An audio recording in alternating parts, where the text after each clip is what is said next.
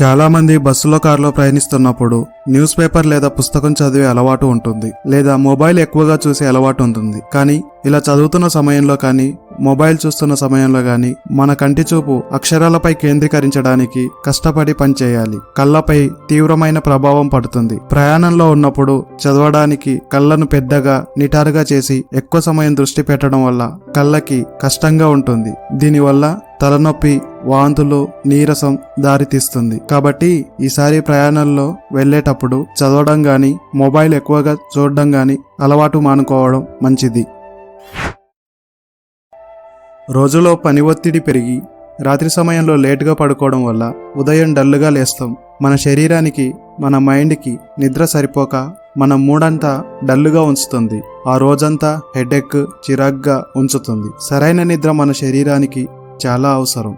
నిద్ర అనేది మన శరీరానికి, మనసుకు విశ్రాంతినిస్తుంది. మన నిద్రలో ఉన్నప్పుడు పనిలో అలసిన శరీరానికి అలసట తీర్చి పునరుత్పత్తి చేస్తుంది. అందుకే లేచినప్పుడు రీఫ్రెష్గా ఉంచుతుంది.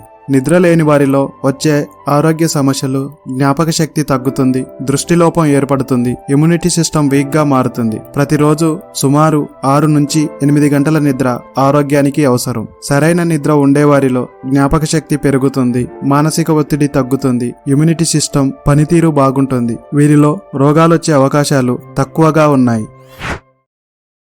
పంచదార ఎక్కువగా తినడం. తీపి అంటే అందరికీ ఇష్టమే. అయితే మనం తినే sweets, ice creams, cool drinks వీటిలో ఎక్కువ మోతాదులో షుగర్ ఉంటుంది. ఈ చక్కెర ఎక్కువ తీసుకోవడం వల్ల వయసు పెరిగే కొద్దీ చాలా ఇబ్బందులు ఎదుర్కోవాల్సి ఉంటుంది. అలాగే శరీరంలో దాదాపు ప్రతి అవయవం మీద దీని ఎఫెక్ట్ ఉంటుంది. విపరీతమైన ఆకలి, బరువు పెరగడం, diabetes, liver failure, cancer, high blood pressure, కిడ్నీలో రాళ్లు రావడం, గుండెల్లో మంట, గుండెపోటు, త్వరగా ముసలితనం రావడం ఇలా మనం తీసుకునే పంచదార కారణం అవుతుంది. మనం తీసుకునే పంచదార లిమిట్స్ లో ఉంటే మంచిది, కానీ హద్దులు మీరితే దీనిని మించిన విషయం ఇంకొకటి ఉండదు. సిగరెట్టు, మందు ఎంత అనారోగ్యమో ఈ పంచదార కూడా అంతే ప్రమాదం.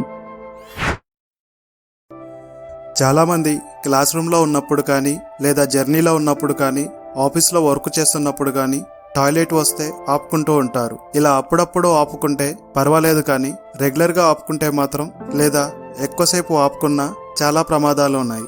బ్లాడర్ ఫుల్ అవుతున్న సమయంలో బ్రెయిన్ మనకు సిగ్నల్ పంపుతుంది.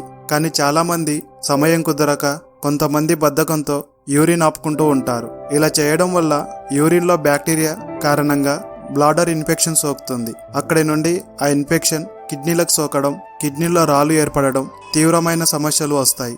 ఒక్కోసారి ఈ బ్యాక్టీరియా తిరిగి రక్తంలో కలిసిపోతుంది. ఇలా యూరిన్ తరచుగా ఆపుకోవడం వల్ల బ్లాడర్లో కండరాలు వీక్గా అవుతాయి. దీనితో యూరిన్ రిటెన్షన్ తగ్గిపోతుంది. అలాగే యూరిన్లో బ్లడ్ కూడా వచ్చే అవకాశం ఉంది. యూరిన్ ఎక్కువసేపు ఆపుకోవడం వల్ల బ్లాడర్ పగిలిపోయిన సంఘటనలు చరిత్రలో ఉన్నాయి. కాబట్టి బీ కేర్ఫుల్. టాయిలెట్ ఆపుకోవడం మంచిది కాదు.